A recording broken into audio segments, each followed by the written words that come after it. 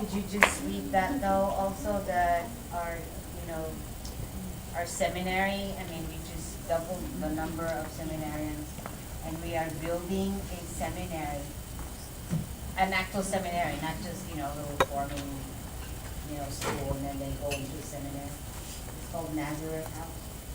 It's gonna be, yeah, I think they're breaking ground either next month or whatever, but it's right here in Diocese of Phoenix. Good. And there's like, I asked how many rooms, I think it's like 17 rooms or so. And I go, that's gonna be too small. That's Because we exciting. already doubled our number of seminarians, and that's why, So it's, our diocese is one of the ones that have a lot. And not even speaking of deacons, I mean, we have a lot of deacons in this diocese, so in formation. When it got, implemented again, or it got popular again, and then we had a surge, which is good. Which is good. Our bishop is good. You see him praying at the abortion facility. I don't even call it clinic anymore. Abortion facility. On Christmas Eve every year. I haven't gone because we're always in, California with family, but he does that. It's another time in the year, I forget, but he's there. Okay, what you just got is widening the road with which you will enter eternity. I mean, it was so fascinating to me. And anything that fascinates me, you get a copy of it too. Oh. You didn't get that? Okay. So it says, where there is no prayer and fasting, okay, there are demons. Wow. First line, where there is no prayer or fasting, there are demons. There may be also stains on our road. Remember what you received at your baptism. You are a new creation, white robe, pure, unblemished, new person. You are actually a different entity. You are a person, but now you are changed from the inside. Your child, remember the 29 things that happened at baptism. You have that robe, and you're supposed to be wearing all white in new purity when you enter heaven. That's the only way you're going to enter. Okay? And that's called purification. What we will wear when we enter the afterlife. This is what we should seek, especially during the purifying time of Lent. It's talking about Lent. But when we say it's Christmas every day, why? Because we have to bear the Lord. It's like the Lord is being born in us every day. It's like a new day each time. All right? That's Christmas every day. A new encounter with the Lord, a new birth with the Lord. It's also Lent every day, meaning what? Repentance, mortification, being sorrow for your sins every day. Remember your nightly examination of conscience before you close your eyes? Your sorrow is Lent. Asking God forgiveness for everything you did to that day that offended Him. And all the good things you could have done and didn't do. Sins of omission. Okay? But also, it's also always the Christmas part, which is you're sorry and then ask for forgiveness so that you can be reborn. You live your sacraments every day that you just received. It's as if, you just got baptized, just an hour ago. If you keep thinking that way, all right? And so it's always, Lent in a way and Easter in a way, okay? Cleansing our deepest inner self. When we don't expiate or atone for sins, okay, besides confessing them, God may allow trials or sufferings to do it for us. This is what I'm talking about. These are blessings in disguise. When we are not doing atonement or, not going to confession as much or whatever, you know what? The Lord will try to get our attention by what? Sending you a little reminder. A little suffering that you can endure, and it won't give you anything you can't endure, right? It will give you a reminder. Okay, time to get in touch with me. Send me an email, right? Text me once in a while. The Lord is saying that to us, Okay? So he may allow trials or sufferings to help do it for us. More of his mercy than punishment. To expiate means to redeem, to make amends for. We participate with Christ our Redeemer on the cross. Look to Revelation. Thou hast a few names even in Sardis, which shall not defile their garments, and they shall walk with me in white. Sin is the thing that defiles the garments, stains, little, marks, little dirt, mud, okay? That's what makes it dirty, makes it not pure white. You're not worthy. He that overcometh, the same shall be clothed in white raiment, and I will not blot out his name out of the book of life. The book of life. That's at baptism, your name was written in the book of life. The Lord knows your name, right? Written in his hand, and nobody else has that name. Imagine that. All eternity, all of human history, everyone that has been born, even the ones that were aborted, or even the ones that were miscarried, their name is in the hands of the Lord, the palm of his hand, that nobody else has. Imagine that. Remember when I keep talking about you're so unique? You are so, there's only one of you in this entire history. And I mean in this entire eternity, in the eternity of God. There's only one like you. You're so unique, you cannot be repeated. Can you imagine that? Your name is so unique, nobody else has it. Only you have it. Okay, so prayer and fasting lead the way. Fasting, whatever best way you can do it. What other types of fasting? Remember, it is not just food. That's the most common. Fasting from things that give you pleasure because it has to hurt. If you don't like, remember I told you, if you don't like broccoli anyway, it makes no sense when you say, I'm not going to have broccoli, that's my fasting. You don't like it anyway, it's not hurting you.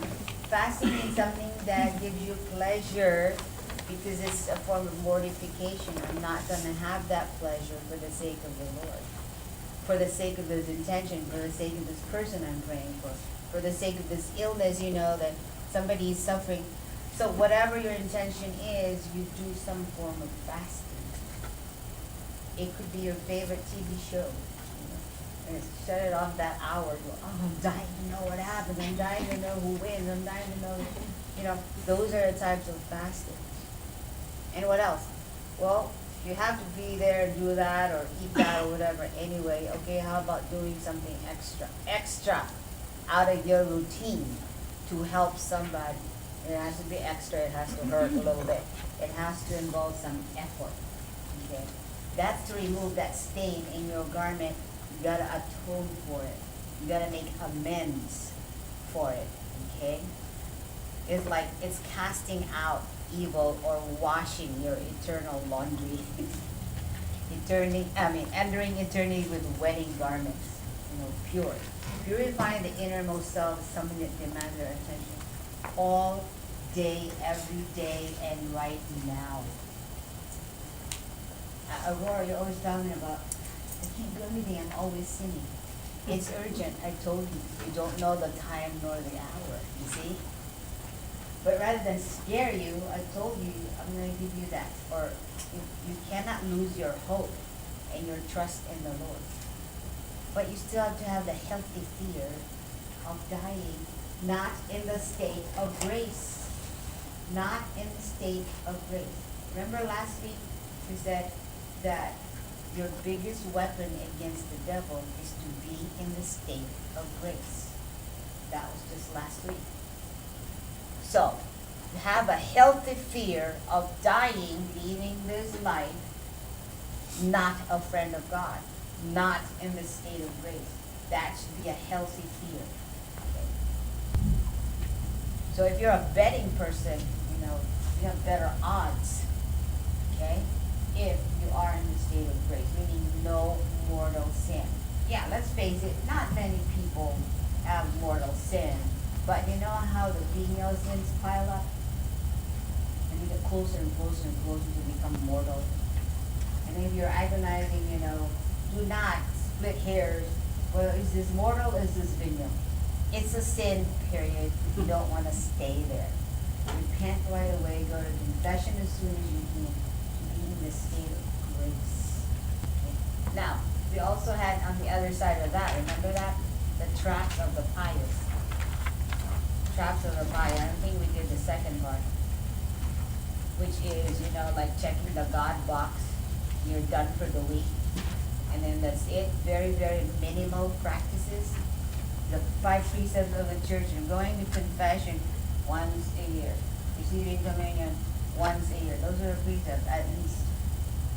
It's like the church is such a mother that within 365 days is requiring you to go at least once.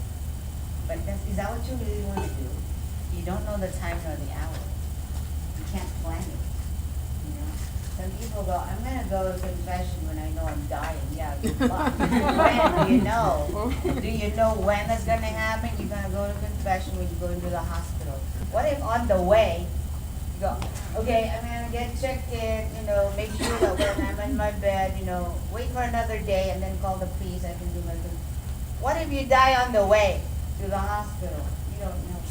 You can't plan these things, so you plan beforehand, which is being in the state of grace. Okay? So, do not just be so minimal. I told you in the very, very beginning. What do you want? You want the whole enchilada. You don't want a little bite. You want the fullness. Okay? You want it. So don't be minimalist. Be a maximalist. Now don't be scrupulous. Remember that? The devil could also use that as a trap. When you're saying, I should have prayed, 2 more hours. I should have prayed. Now you're becoming so mechanical. Now you're becoming so legalistic. And then you're trying to manipulate God by counting all the rosaries and counting all these things that you're doing without really having it in here. The intention is now being, let's do the math, Lord. Lord, you're lucky that I went to Mass, every Sunday, my entire life. But did he owe you that? No. You're telling God to appreciate the time you gave him. Wow. The one who created you, the one who created time. You're telling him that. Okay, so beware of that. Don't do just the minimal requirements. It's funny here when it says even this requirements describing the basic duties or foundation for a deepening relationship with God. Becoming a kind of separation agreement. This is what I'm going to do, this is what you're going to do. Insisting on very strict visiting hours and specifying who gets what. Being legalistic. Okay, Lord, I'm going to pray this novena. I did my part, now you got to do your part. And you got to grant me my wish. That's being very, very legalistic. Again, when you are being, the other parts, charitable. Is charity meaning that, you're going to make people so dependent that they refuse to help themselves anymore? Because now they're depending on you. You are enabling them. You are crippling them. You are destroying their character. Because you're not allowing them to grow. You've made them dependent. You've stifled their growth. So there's so many things, here that we can learn. So in a sense, the devil will attack any virtue. Use that as an entry point. You're trying to be generous to the point where you don't want the person, you're not allowing the person to help themselves anymore, because now you're just going to give. Remember another thing, that we learn that we have a very good phrase, give a man a fish, you feed him for a day. Teach a man to fish, and you feed him forever. You see that? That's how the Lord wants to teach us. The Lord himself didn't give us, like the Bible. Did he go, okay, did it dictate everything? No. He didn't. He wants our participation, remember, in our own salvation. He wants us to cooperate with him. He wants to build on our nature. He didn't just give everything this. He gave everything by way of his life already. But he wants wants our cooperation and our participation. So, no one is exempt from the work of the devil, which is temptation. His goal is to drag us to hell. What makes his work of corrupting virtue so insidious is the subtlety. I told you about your antenna, right? And your hair that stands up. When you detect something false, something against the gospel, something against human dignity, something against all the Christian values, your antenna goes up, your hair stands, your instincts get you this. There's something false going on, there's something wrong. The enemy is in the room. You have to have that sense now. You develop that sense. Okay? How do you do that? Prayer. When you're in constant contact with God, who is goodness himself, okay? Then you know what is not good. You know what is not right. If you're in constant communication with him, through prayer, through books, through the sacraments, okay? Because Satan's tactics is to take one virtue, isolate it from others. He is so subtle. He disguises himself well in the robes of virtue. He can remember, he's a fallen angel, so he could show himself as an angel of light. Lucifer was the most beautiful angel. His name means light. So he can appear as good. That's why you need, your antenna is sharpened. You need to be able to detect. Recently, we had a discussion on apparitions. And all these, Jesus' face appearing on a tree. Mary's, face, appearing here and there. They see her face in a tortilla. You know what I'm saying? That could happen everywhere. And be discerning, be aware, because there will be always charlatans. There are always gold diggers. There's always opportunists. That's the devil.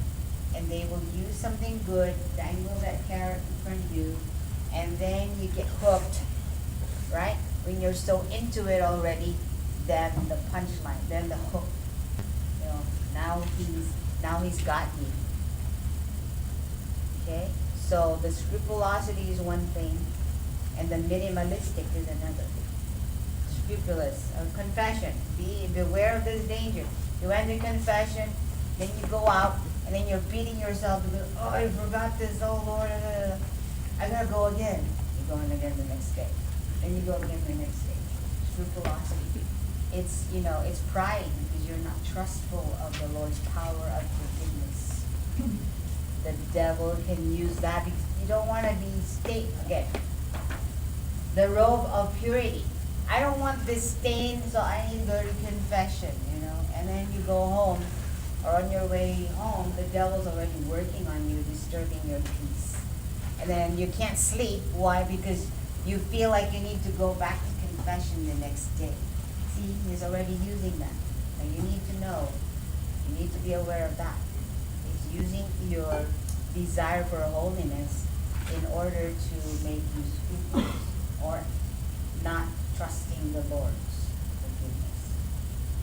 Or the minimalistic side. I've checked, my Sunday, and then I'm done. Minimalistic or too much. Scrupulosity or minimalism. Beware of those things. Okay? They are the virtues that he works on. They are detached virtues out of balance and proportion. Oh, we're talking about now as a Catholic, you go to different parishes, you read a lot of stuff. You're going to read about all these novenas. You go into a parish and then you pick something up. Oh, this is interesting. Novena to the Sacred Heart of Jesus, or novena to St. Jude, the patron saint of the impossible. Oh, that's interesting. I have an impossible prayer, impossible request. Because everybody loves St. Jude. And St. Rita Cassia, who was feast was yesterday. Yesterday. Okay. Patron saint of the impossible. But in churches, very common, novena to Sacred Heart of Jesus or to St. Jude. And then you read, and it's all good, prayer. And then it says, at the end, of course, print 93 copies of this and make sure you distribute it, and then this prayer will not fail. We call those the chain letter, types of prayers. Throw those away. Forbidden by the church. You cannot manipulate God. Again, is that legalistic. Make sure you pray, make copy, so what? You spend money and then go and make prints and then you distribute them discreetly, with church pews and all that. Then somebody else picks it up and they go, oh wow, I need to do this, I need to make my copies. Manipulation, God will not be manipulated. Okay? His time, His grace, whenever He wants to do, whatever He wants to do. You cannot manipulate Him. So be aware of that. That's dangerous. Chain letter types, forbidden by the church. Okay? So, what do? These prayers are nice, they're good, they're actually good, they're from the fine. Pray the prayer. Don't go and make 150 copies. Okay. By the way, pray to that person that made those copies because he or she is in danger. He or she is in danger. So before I throw that sack, I pray for the person. We're always going around the church, picking those up in the adoration chapel and from the pews.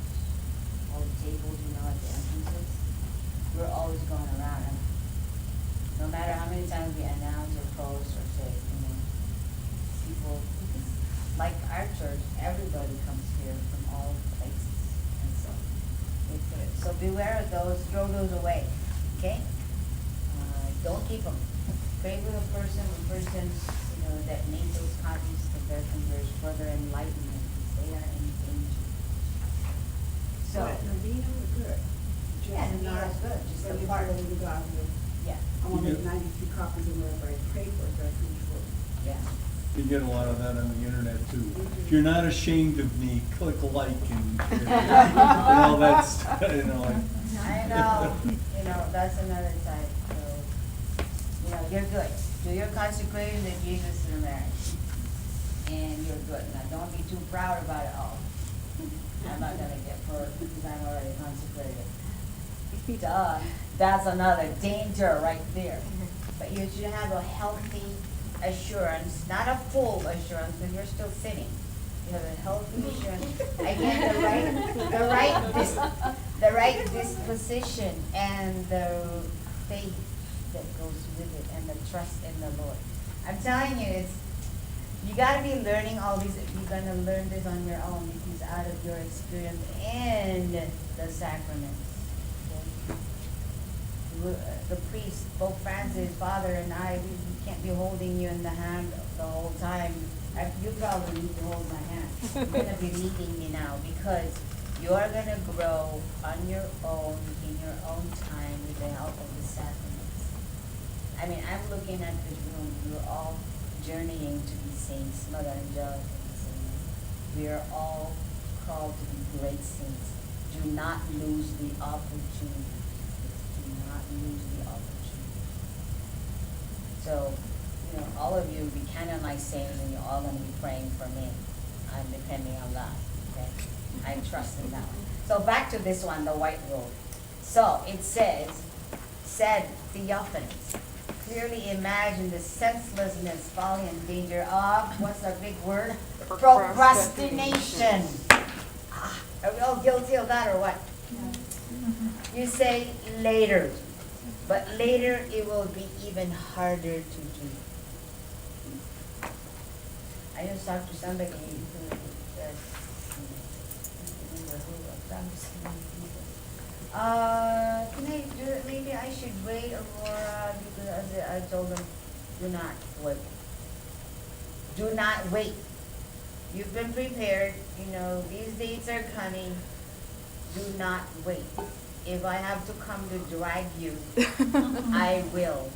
Do not postpone this, please. If everything's already in place, do not procrastinate. Okay? You say later will be even. Yeah, I told them. You think you're going to be less busy in 6 months? Answer that honestly. Okay? I don't have a sponsor. I'll get you a sponsor, all the excuses, do not procrastinate anymore. You will become even more accustomed to the sin, especially especially like, okay, I'm going to confession, I'll go. That's not my schedule to go yet, so I'm gonna wait till it's my schedule, but you already said you have time, go now. Don't wait another week. You committed a sin, right, that you're aware of actually, and you go, well, it's not my schedule, you have your planner and here's confession. Oh, I have like 10 days more, I'm not gonna go. Go now. Why are you smiling like we have that schedule? Well, I'm laughing because when I called one of the secretaries for the father and before we were getting validated, and I needed to do my confession. And I was like, okay, well, I'm getting married on Saturday, so Yeah. like maybe like Thursday or Friday, Yeah. it's like really like right before. Yeah. And I called the office to try to schedule that out. Yeah. I was in the same day. Like I wasn't ready for it. Yeah. I was wearing like a joke T-shirt. Yeah. I came in, I saw the father, and, Yeah. and then Katie and I went to daily mass after. It was beautiful. It was amazing. But that was the whole thing. It was like I was calling her. Yeah. I meant to wait. Like they could just push it off or whatever. As Yeah. soon as I called, they're like, no, we can change that. There you go. It was God's mercy working there. Like, nope, I want you now, my son. Let's go. Get in. There you go. But yeah, as soon as you're aware of the sin, as soon as possible, like you said, hey, there's no priest, what can you do? But in your heart. But again, all of us all have our schedules. You know what? When it comes to sin, don't follow the schedule. Go in as soon as you can. We are so blessed to have all these hours with confession. By the way, it's going to decrease in June and July. Yeah. So, but still good. It will decrease. It's still more than other parishes, even in the priest schedule. So anyway, yeah, the announcement will be coming this weekend. It's already on the, Yeah, there was an I email think it's sent already in out. block note. Yeah. Okay. The change in mass is even going to be less, but still 2 masses a day, still. Okay. But that's just for 2 months. Also, our work hours, well, their work hours, paid staff, is 4 days, 4 work days. So they're gonna be closed on Mondays too. And there's no volunteer on Sunday, so Saturday, Sunday, and Monday, office closed, June and July. Except, there's exceptions obviously for those that have to happen, like if this one needs to be used, already scheduled, right. So decrease in mass is 2 a day, still 2 a day. And confession still on those days, except no confession on Saturday and Saturday, Sunday. And there's still holy hour on Thursdays. The holy hour, from 7 to 8. That's not going to go away. So it's still there. I hear other churches have daily masses and confession too. Yeah. Good. So if our schedule doesn't work, you probably could find one. So procrastination, beware of that, okay? Because the way you delay, you become even more accustomed to the sin, and your sinful situation connection will become even more involved. But what point is there for one who is entangled to become more and more entangled? Thinking all the while it will be just as easy later as now to disentangle oneself, okay? Anyways, and the joy of Lent, it produces great fruit. You know what we learn when we start, even small at first, and then we learn more and more, become stronger and stronger in restricting or saying no to stuff. Like I told you, it builds that muscle. See, when you grow in that way, then the bigger sacrifices become easier and easier to do. Because you're being accustomed to saying no to this little thing, then this bigger thing, then this biggest thing. See, that's why I told you we were trained as little, small ones to give up this little thing, and then don't stay there, like your faith. You cannot stay in your faith as a 4th grader understanding of faith. You have to grow, which you've done. You mature, you're coming here as adults of your own free will, and then you receive your sacrament. The graces from those sacraments build you up. Build up your nature. Just cooperate. Just accept the grace. Okay? And therefore you produce great fruit.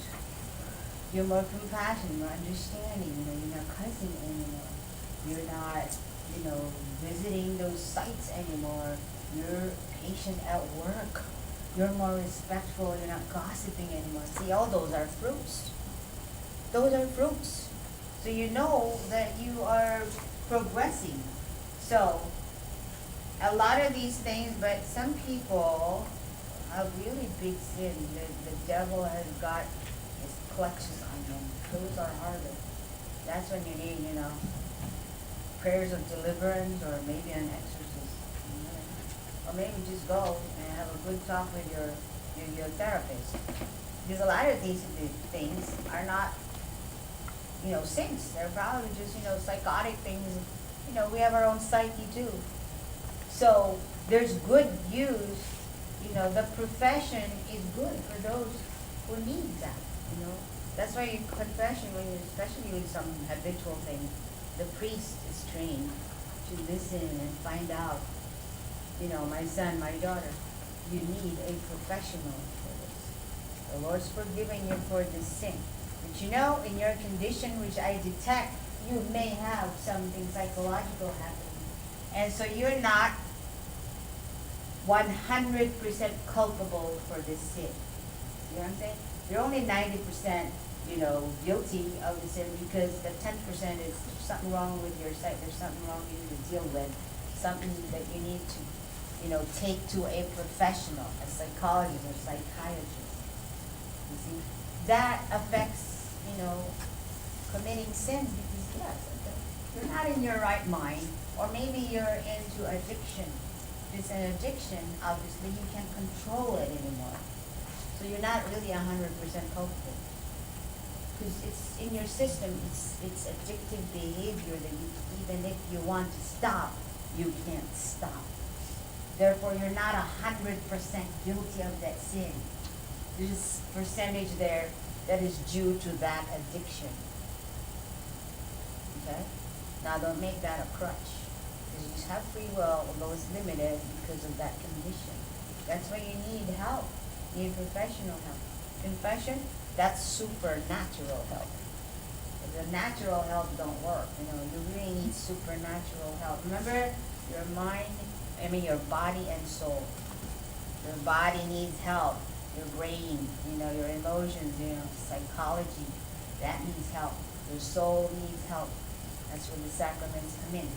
So everything, you want to be, an integrated person. That means that all functions, together, unified, integrity. The whole person, has to be treated. So when we talk to you, and the priest of the confessional, you find out what else is going on, so that we can tell you, this person keeps coming to confession, Father, priest, finally says, you know what? Have you seen a doctor for this? Because it shows, the symptoms show.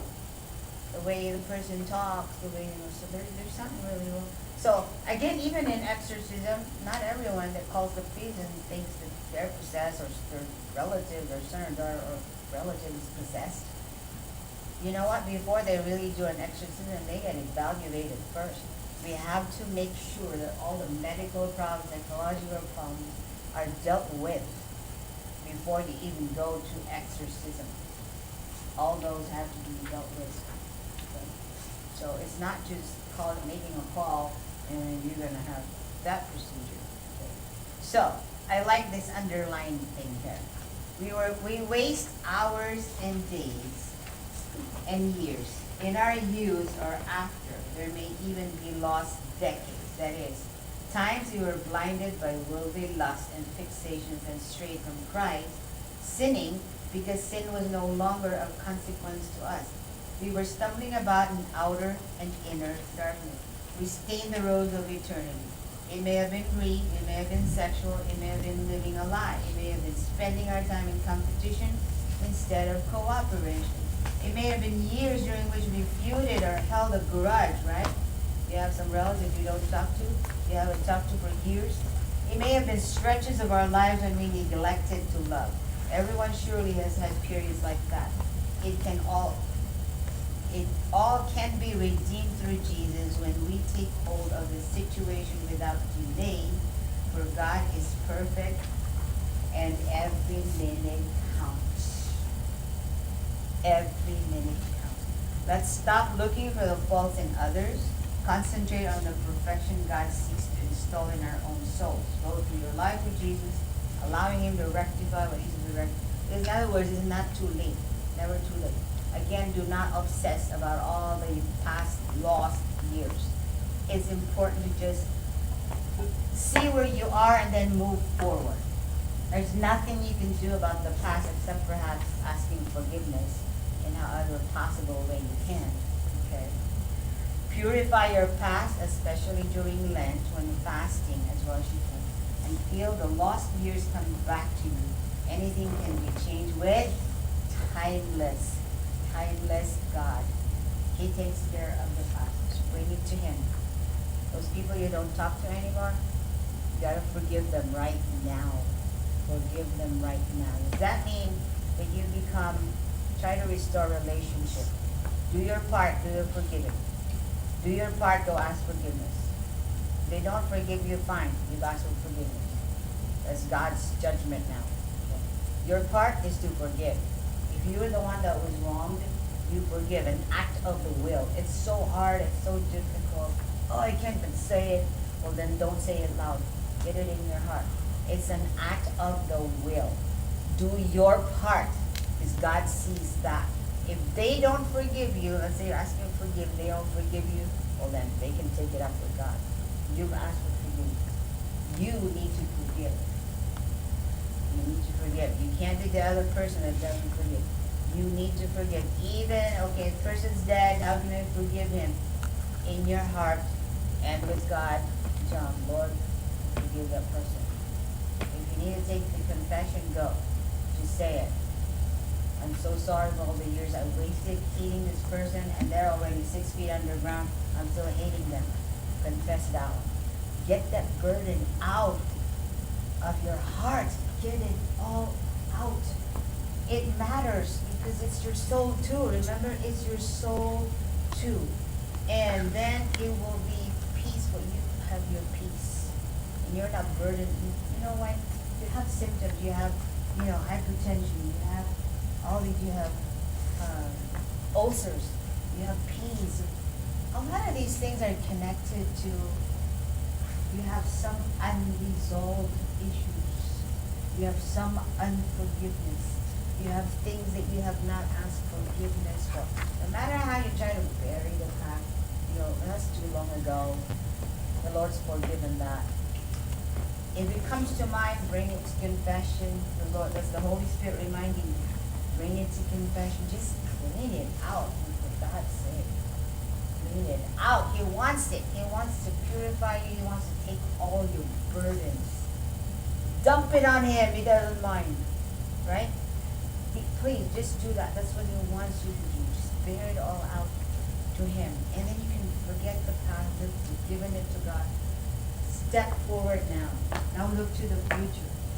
Don't live in there. You can't do anything except forgive and ask for forgiveness and bring it all to God. So once more, the prayer of St. Teresa of Avila. My God, source of all mercy. I acknowledge, important, I acknowledge your sovereign power. That's like the first step in every 12-step program. Acknowledge that somebody is higher, more powerful than me. While recalling the wasted years that are past, I believe that you, Lord, can, in an instant, turn this loss to gain. You know what I'm talking about? Oh, we don't have a crucifix. He turns that loss to gain. He alone can turn crucifixion into resurrection. Okay? I believe that you can turn in an instant this loss to gain. Miserable as I am, yet I firmly believe that you can do all things. Here, please restore to me the time lost, giving me your grace both now and in the future, that I may appear before you in wedding garments, all pure, no grudges, no old grudges, And if you pray for the person that you wronged, let God take care of that. You did your part, okay? You've done your part. Questions so far, insights?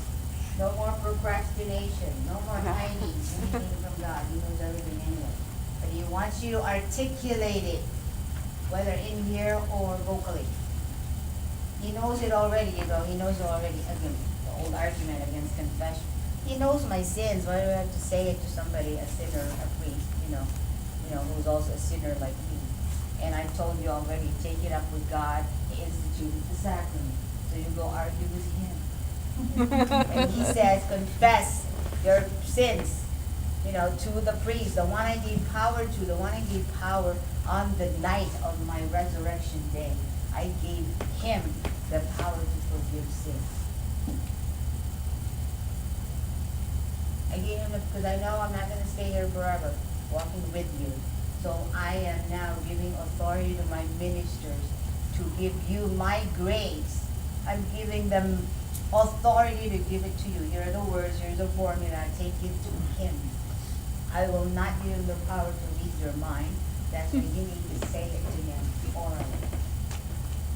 Or if you can't say it, you know, you're in deathbed, right? And then here comes the priest who needs to confession. So he goes, okay, I'm going to go through the 10 Commandments. If you committed this sin, just give me a squeeze. Or blink your eyes. Do something. Just to tell me yes or no. You can do that. You know? So, the Lord, that's, okay, here's another thing. We don't know the time or the hour.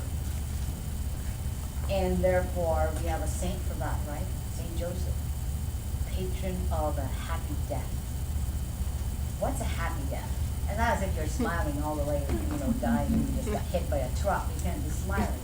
But I'm saying a happy death means that you're not going unprovided for. What does that mean?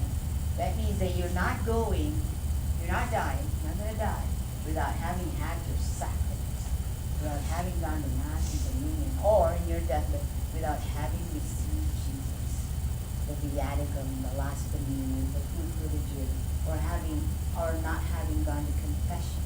So a happy death means, you know, dying in friendship with God, in the state of grace. But more importantly, what a gift. If God gave you the time to reconcile with your entire family and even the nurse that you were rude to just this morning, right? And you were in pain in the hospital and now you're dying. Now the Lord will give you a chance to reconcile with everyone, including Uncle Joe you didn't speak to for 11 years. Give you the time to do that. Give you the time to take care of the family. Give you the time to give all your last messages. You know, give you time to wait for that, you know, a brother who is overseas, they have time to fly, and then they can see you before you die. I mean, all those things. That means a happy death, meaning peaceful, you know, everything taken care of, but especially the sacraments. You know, confession, you see Jesus in communion, how matter, maybe it's a little piece that you can swallow, right? And get that apostolic pardon. Meaning, you know, the priest gives that. It's carries an indulgence right there. Yeah, indulgence, like It's a a, full indulgence. teach us, come on. No, I'm just asking. Is it Stand the up. same thing as full indulgence? Go ahead, tell us about apostolic pardon. Look, the indulgence is basically the Pope is giving authority that your temporal punishment due to sin has been forgiven, and you go straight directly to heaven. Thank you. Is that for sure, for sure, for sure? Only God knows. Alright? Only God knows. But, church has been given an authority.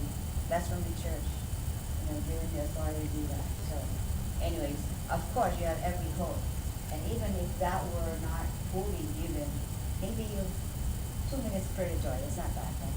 I think it's also like what he said, like whatever you bound here on earth will be bound in heaven. That's why he gave authority to the Pope to bound whatever the Pope bounds here on earth will be bound in heaven. Whatever you loose here on earth will be loosed in heaven. We learned that, right? That was, you know, authority given to Peter and his successors. And, you know, the power of ordination, that's, you know, giving that authority to our priest. How many ordinations are we going to have these days? Do you have some? 2. You One's a deacon and one's a priest. I think there Or are two two deacons. priests? Two deacons and two priests. Oh. That's I think the deacons are this Saturday and the priests. Oh, okay, are okay. If you So haven't do you, been. are you getting for a free? Yeah, there's a transitional deacon, which means you know, for some time they're gonna be ordained a priest anyway. The permanent deacon is a married one, they're gonna stay a permanent deacon Okay. until their wife dies, you know, and then I think they can't that's marry right. again. It's permanent deacon. But, you know, a transitional deacon is one that's gonna be a priest after a few months Yeah, or. every priest is also a deacon. Yeah. Typically, it's a That's year the before. first It's typically, ordination. it's a year before the Yeah. scheduled order. I've had, priest ordination. I've known some for 6 months, so it depends. But yeah, deacon first and then priest, or permanent deacon stays there, okay? So, if you haven't been to an ordination, try to go. And it's in June sometime, because it's so powerful, it's beautiful, right? As you've seen, you know. I think it's in June first. Yep, Saturday, June first is the priestly one. It's in Yeah, San because Jude a Cathedral. friar, my friend, is going to be ordained. Oh. No, it was in the Catholic one too. Yeah, yeah, I have my copy, I don't remember what I read. Anyways, oh, wow, perfect. 8:25? Yeah, perfect. I was just go on and on and on. Anyways, yeah, our lesson next week, next week is our potluck, right? And, we're gonna learn about ascension because, in this diocese, ascension is, what is ascension again? How many days after Easter? 50. 40. 40. Pentecost is 50, 40 days is Ascension, meaning 10 days after Ascension is Pentecost. Now, it's supposed to be on a Thursday, right? But the church has authority again to move the feast to a Sunday, and in this diocese, they did move it to Sunday. So, so next Thursday, we're gonna be talking about the Ascension.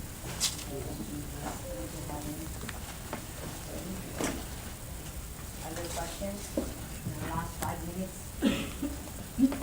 Anything at all? The next Thursday is gonna be our last. Our last one, and then, I have a break. I start again sometime in August. Probably the second week of August, maybe after the Assumption of Mary, which is August 15th. So, but you will know because, you know, if you wanna come back, that's perfect. We'll have a new group, and it would really help. You know, some people come back for the earliest classes anyway, because I would love you to give a testimony, something to encourage the newbies, to encourage the inquirers, you know, of your experience, you know, just to encourage them, saying that, you know, you've been with Aurora for, 10 years, and we still wanna see her, so, right? You could get to encourage them, because, they're all like you when you first came, like, what are we gonna do, right? Like, really? So, we need encouragement from you for the newbies. We have some interesting characters, according to my interviews, or not interviews, my meetings with them. Very, very, yeah, it's gonna be a very different group again, different backgrounds.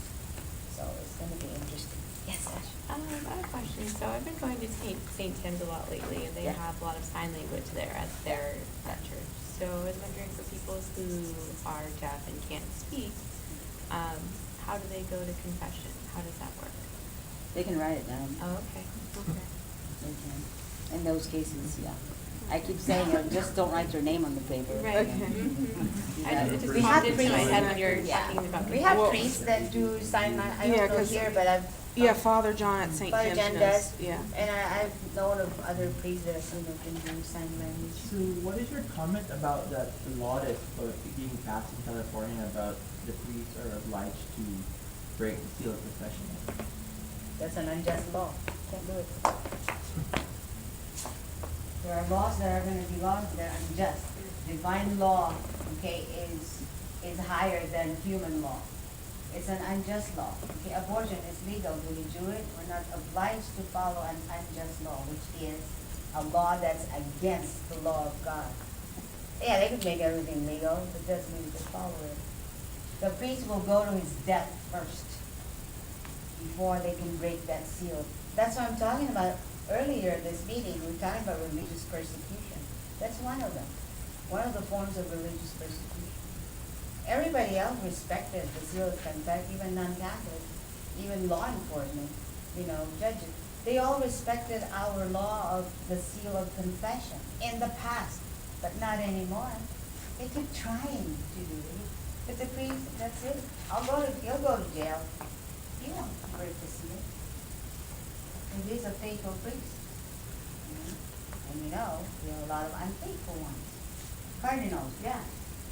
So, but, no, they're supposed to go to their death. So if they put him in jail, fine, he'll take it. He'll do it. We've had innocent priests that were jailed for something they didn't do. But what they did, they ministered anyway in the jail. Wherever they're put, they have been ministered. Maybe the Lord wants them there. This is why we're going to go, all the lessons that we've had, the Lord gives us things because He puts you somewhere where He's going to use you if you say yes to Him. Wherever you are, you're going to be at the service of the kingdom with your gifts and talents. So, wherever He puts you or whoever He puts in front of you, that's what you're going to be doing at that moment. At every moment, do what love requires. At every moment. Every moment is an opportunity to proclaim the good news. So look at the guy who was a POW for 4 years. He was a guest at UHN. He's always been a guest, but recently with Dr. Ray. They have Dr. Phil, the secular world, we have Dr. Ray. We have Dr. Ray. And one day, was it last week or the other, his guest was POW, what's his name?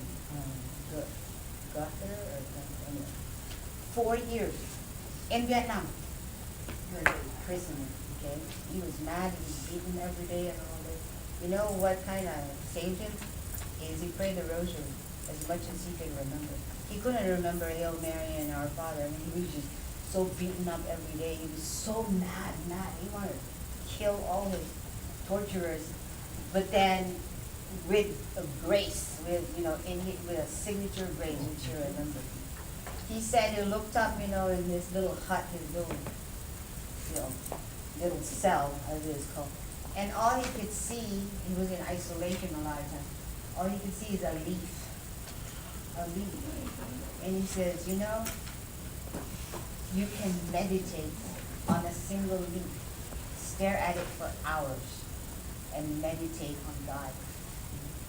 And he forgave all these persecutors. Okay? But there's a reason he was put there.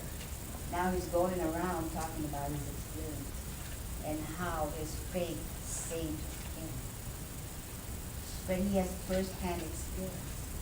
Maybe that's how the Lord wanted to use him.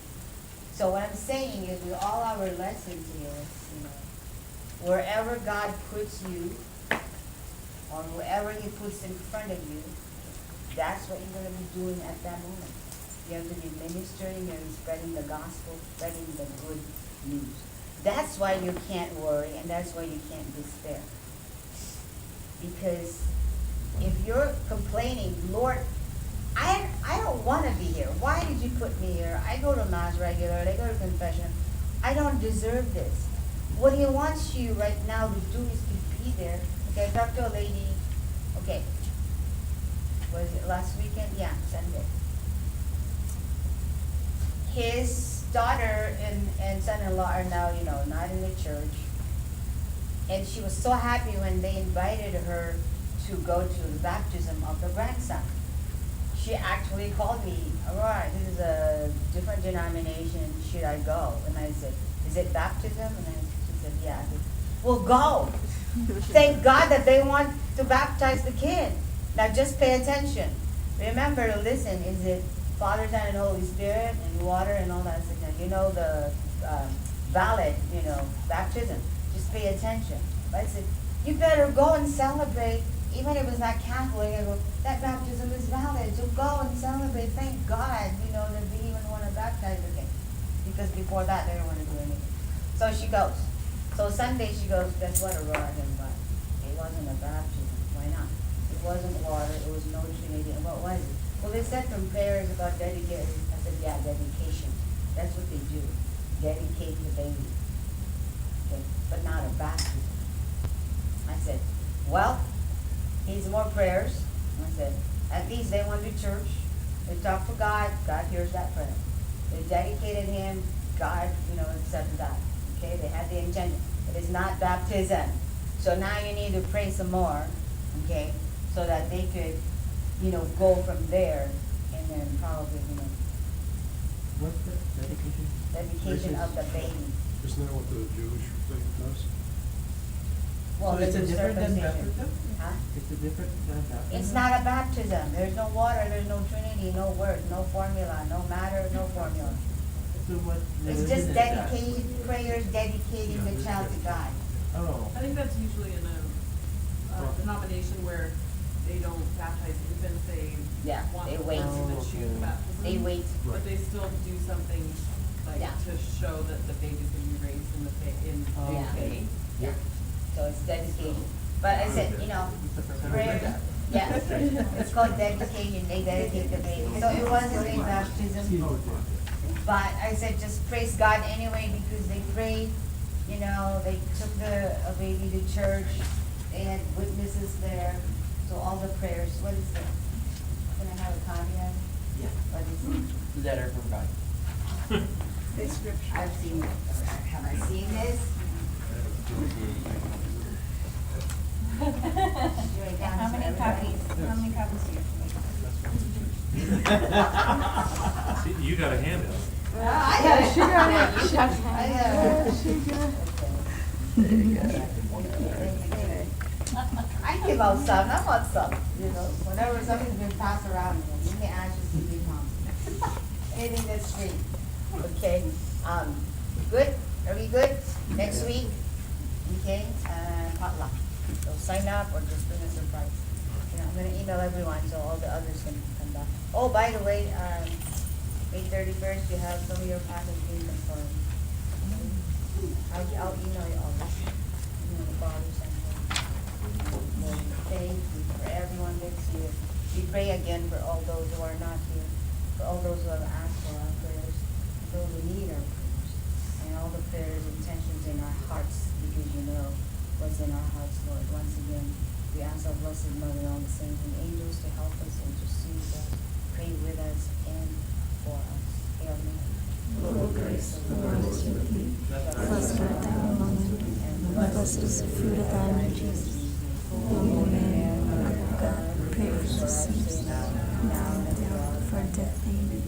Glory be to the Father, To the Son, and to the Holy Spirit, as it was beginning, is now, and ever shall be, world without end. Amen. Amen. Oh, we pray for the kids. They're on retreat tomorrow, and they'll be receiving communion and confirmation. So, all the kids and their teachers and their helpers